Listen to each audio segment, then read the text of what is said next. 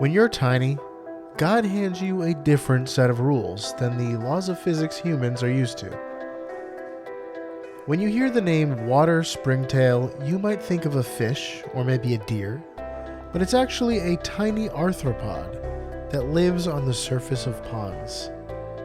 In this placid world, it takes some special skills to get around. But with tiny physics, you can do anything you set your little mind to in life, death, and taxonomy.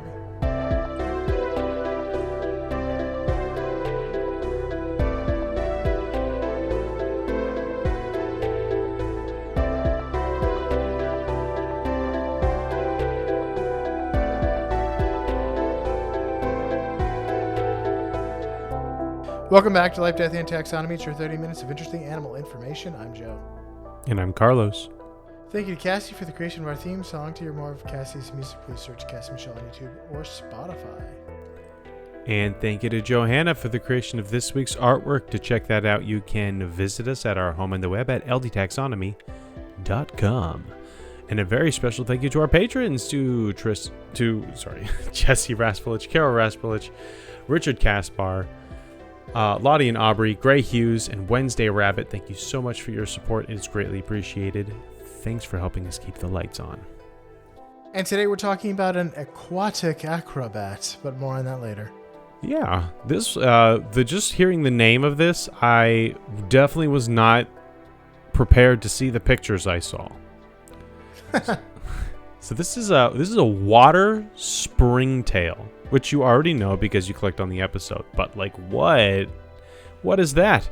I thought it was a deer, a springbok, No. a white tail. Like, I was like, this has got to be some sort of deer. If anything, maybe like a bird. But I think about the ringtail lemur. Yeah. There's only one way to get to the bottom of what this thing is. That's true, and that's why talking about nicknames. What we're going to call it here is the Boing Bug Boys. The Furcalese. And so long, and thanks for all the fish. Because that is the scene that was going through my head for the entirety of me researching this episode.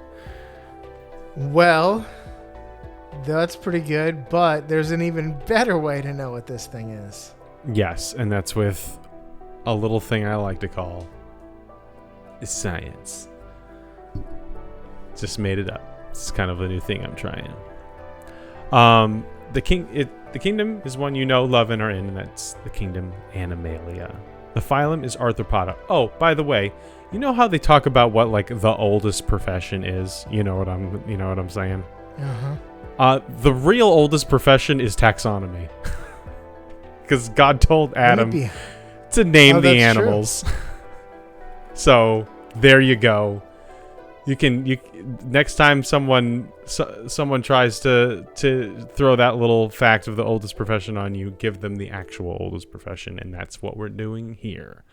Actually, we're not taxonomizing anything. We're just telling you what other people have already categorized. And this one's a weird one to categorize. So like I said, phylum Arthropoda. The subphylum is Hexapoda, so 6 legs. The class, or some would say the subclass, is Columbola. What? Columbola. His name is Bola. It's for a long time everyone thought it was insects, or the water springtail was an insect. But recently they have decided that it's not, because of the mouth parts. Insects have external mouth parts, and springtails have internal mouth parts. So they have little lips. Little lips that are inside. The order is Poduromorpha. The family is Apoduridae. The genus is Podura, and the species is Aquatica. So Podura aquatica, which brings us to my favorite part of the show, nitty-gritty nomenclature. I still have critter groups written here, but it's actually nitty-gritty nomenclature. What does Podura aquatica mean in English? Does it mean A, water group, B, water shell, C, water foot, or D, water tail? Water foot. Final answer. Yeah, that was the easy one. Soft serve. I thought maybe like tail was going to be like the dark horse. Yeah, I was hoping to get you with tail. Somehow. Or pod with shell. Like a, I don't know. Yeah. But yeah, it's water foot. I had my work cut out for me to hide this one from you because we talk so often about how pod means foot and aquatica is obviously water. It's just that there really isn't a collective noun for these guys, and also the young are called larvae, like everything else in that category. So this is what we had to work with. Yeah, waterfoot. And that will be abundantly apparent probably later. Let's talk about what this guy looks like. It doesn't look like a deer, which I found out almost immediately. Instead, it looks like a little soggy blue-gray earwig. It has kind of this oblong, segmented tardigrade-esque body, like a little lobster. It has, and most of its body is this kind of bluish, grayish color. It has its legs, all 6 of them. It is a hexapod, but not an insect. They are orangish, and it also has orangish antennae. It's kind of this blue and orange boy. But it looks so soggy and soft. It looks like an ant that is like it's one of those like gross 20 times bigger in water kind of toys. Do you ever have one of those? Like you put a pill in the water and suddenly you have like a dinosaur the size of your hand in like a day.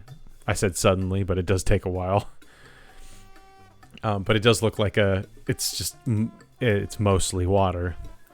But it really isn't. It's not the size of your hand. It's actually very small. But the question is, how small is it? Well, welcome to the Beloved Measure Up segment, the official listener's favorite part of the show. The part of the show when we present the animal size and dimensions of relatable terms through a quiz. That's fun for the whole family. It's also part of the show that's introduced by you when you send in an audio of yourself saying, singing, or chittering the words measure up into ldtaxonomy@gmail.com. We don't have a new measure up intro this week, which means we get to hear from an animal, and Carlos has to guess who it is. If you found a water Springtail cartoon character, I will be very impressed. I'm not promising anything because maybe you did, but I will promise that I'll be impressed. Not quite that specific. If you found something that's even in this class, in the class of Columbola. No one is. This is a fake class. It's study right, hall. It's a fake class. Without further ado, the listener's favorite part of the show.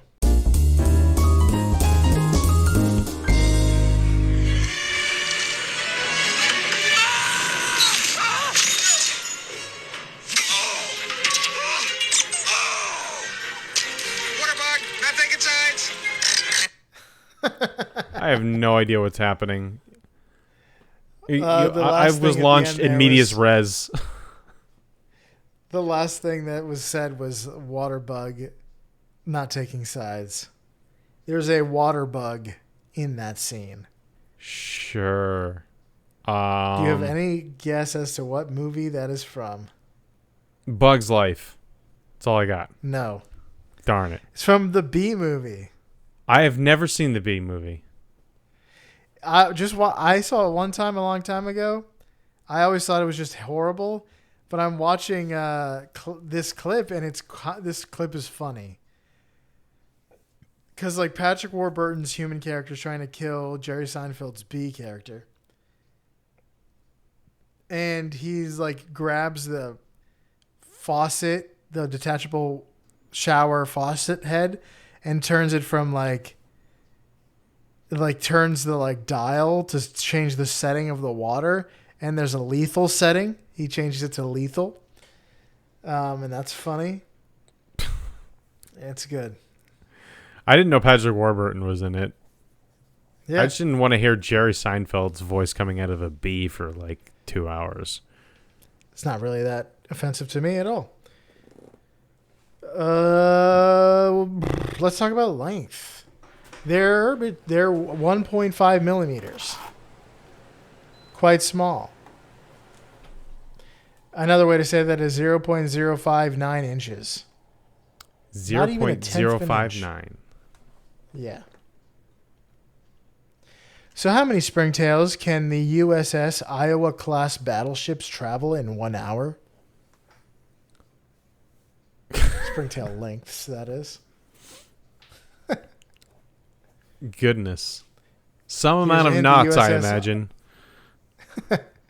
The USS Iowa class battleships were used during World War II and are powered by 8 fuel boilers and 4 propellers. So now you have some concept of their propulsion system. So you should know how fast they can go, but with that information. Well, actually, I can at least ballpark it because it's World War II. I thought it was going to be... Mm-hmm. If it was a more modern, I have no idea how fast they can go now. But like World War II, like 15, 20 knots, that sounds pretty standard. Now, the question is, what is a knot? Yeah. Probably nautical Anyone's mile. guess. So I'm gonna assume it's I'm just gonna round it to a regular mile, which I know it's not, but that's all I got.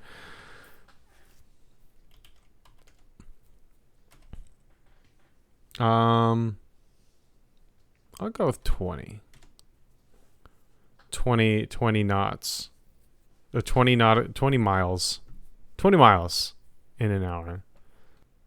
What is it? 0.059 you said? Mm-hmm. 0.059, yep. 21.4 million water springtail lengths. That's how far an Iowa-class battleship could go in 1 hour. Is that 21.4 million, yes. The correct answer is 65 million. 65.1 million.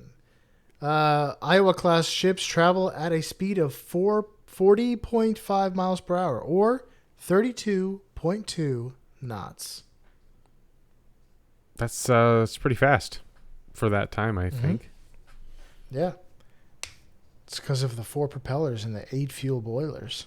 And I guess it's like battleships weren't as big as like destroyers or aircraft carriers and stuff. So those moved a lot more slowly. Mm-hmm. But I have not gotten to the Pacific portion of World War II yet in my podcast. So the Navy in World War II is an underrated, awesome thing. Well, I mean, unless you're a World War II buff, then you know it's awesome. But the Navy allowed us to inherit the Earth after World War II, essentially. Yeah, because Britain basically didn't have one anymore, and they were the Royal Navy was the power in these waters. Let's talk about their leap distance. How far can they jump? Or how high can they jump? 6.6 centimeters. I don't have what that is in freedom units. I'm going to have to figure that out then, because I'm not doing centimeters. How many springtail jumps go into a tiger jump? 6.5, you said? Centimeters? Mm-hmm. Okay, that's 2.5 inches. Here's a hint. A tiger possesses the ability to jump a little more than its body length straight up into the air. Some reports say that they can almost double their body length with a jump, but we're going to go with the standard, the average. All right, we will say I think that's what? Body length with a tail? Without a tail? With a tail? Oh, 8 feet. It's intentionally ambiguous. That seems rude. Why be intentionally ambiguous? Because usually I don't give you a hint that actually tells you the length of the variable. Yeah, it's pretty good. We'll go with 8 feet. So 38. 38. A tiger can jump. Yep, a tiger can jump 38. Springtail jumps. Jump lengths. Yes. Final answer? That seems so wrong that a tiger can only jump 38 times higher than a springtail, but it's only 0.059 inches long, but it can jump 2.5 inches into the air. That's many, many times its body length. So it does have the tiger beat pound for pound. So I'll stick with 38. The correct answer is 55. I can't. Tigers can generally jump about 12 feet straight up in the air. Are they 12 feet long? A tiger?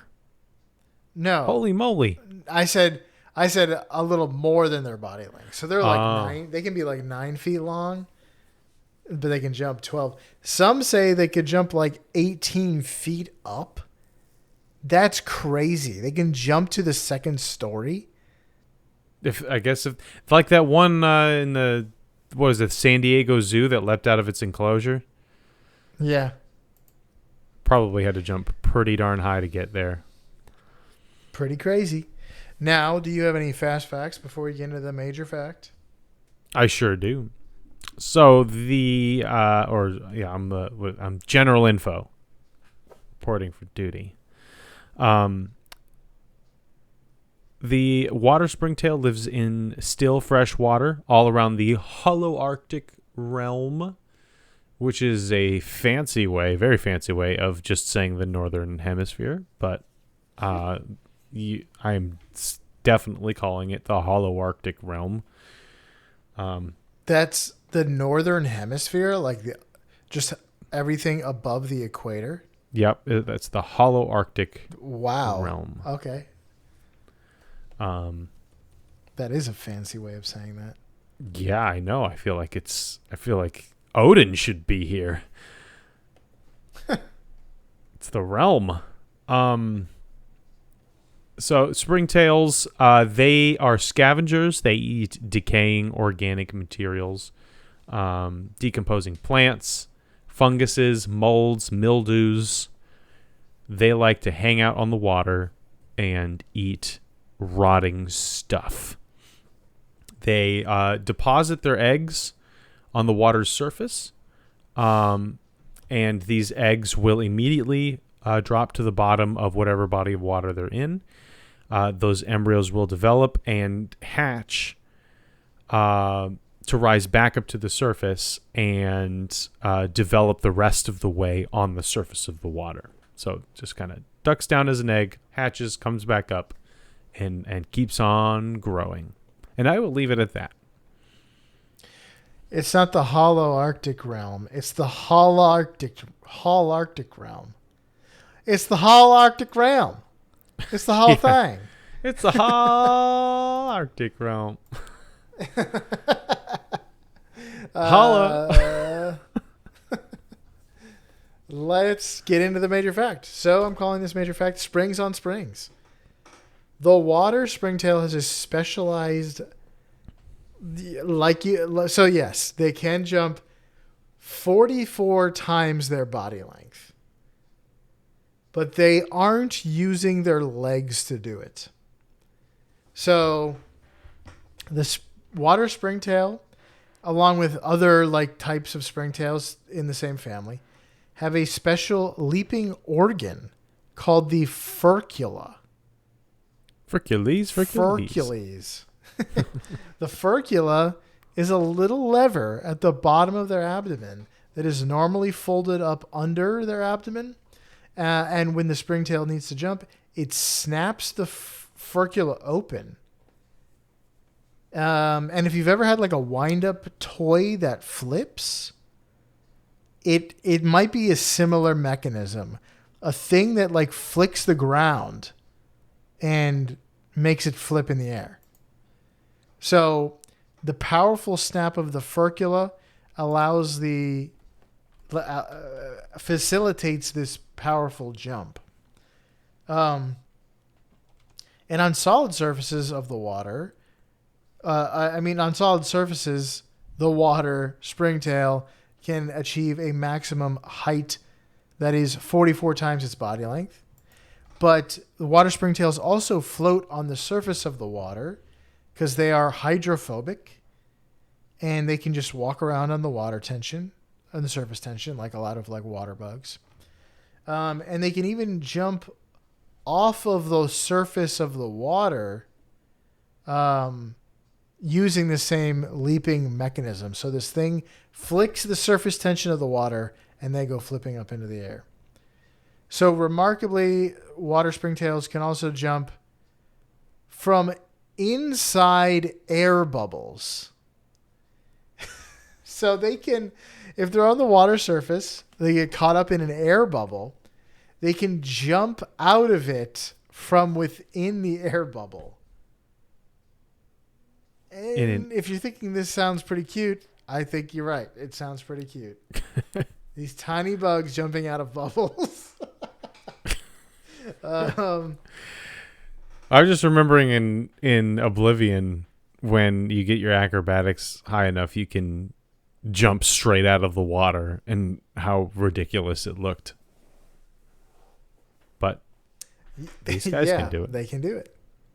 So microscopic observations reveal that the leaping organ, the furculum, has a hollow cavity with cracks. And then this concavo-convex shape. What does that mean? I don't really both? know. It seems like both. It's a stalagmatite. It's both. This concavo-convex shape of the ventral groove in the abdomen of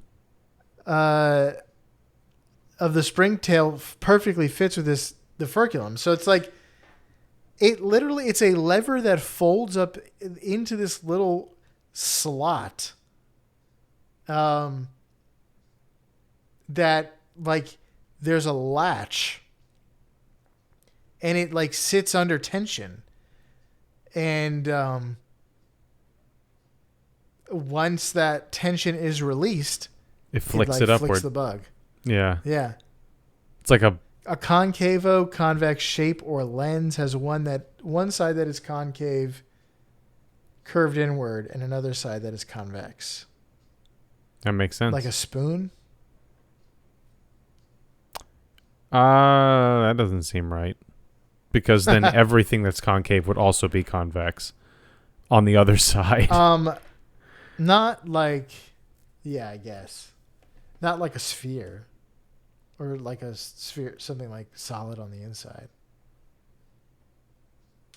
Yeah, any sort of lens would be both. Or semicircle. But it's cool. This is like a crossbow. It's just like sitting under pressure. Under pressure. Yeah.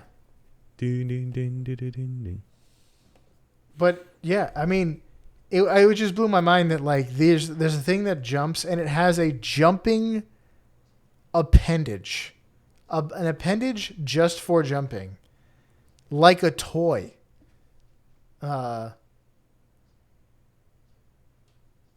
Crazy. Yeah, I wonder why it has this and other things don't. There are other jumping bugs that jump without their legs. There's certain types of bugs, jumping bugs that like have a latch on their exoskeleton that similarly releases, but there's no arm that flicks the ground. It's merely the potential energy being released that vibrates through their exoskeleton that pops them up. Have we? I feel like we've talked about a bug that did this before. Was it like the flea or something? Something that could jump really, really high and it was because of like a specialized piece of their exoskeleton that was folded up and then would flick out. Yeah. That might be the case for that. It might be the more like the latch and exoskeleton potential energy release thing, but in this case, it's literally an appendage that flicks the ground.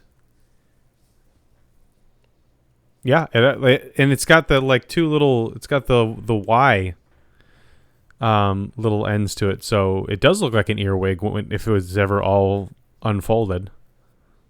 Oh, they also like showed how that when they land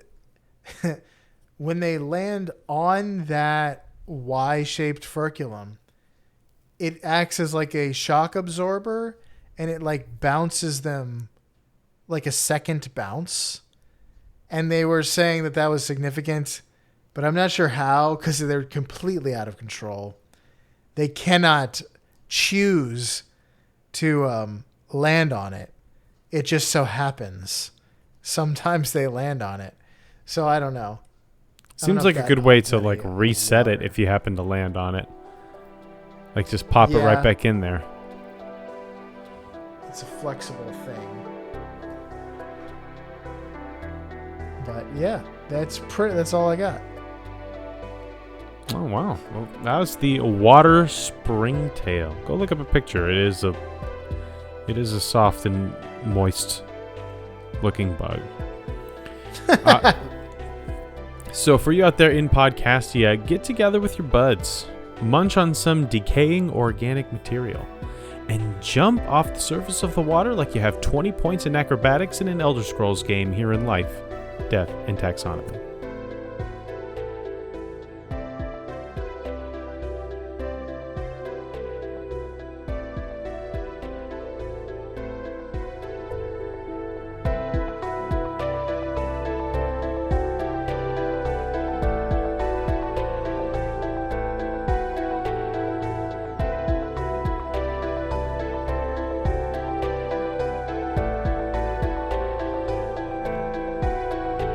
Hey Taxonomy Titans, I just want to remind you that we now have a Patreon. Patrons can see full video episodes and get shoutouts on the show.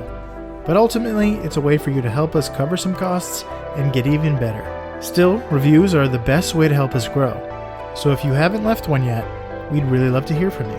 As always, thanks for listening and engaging.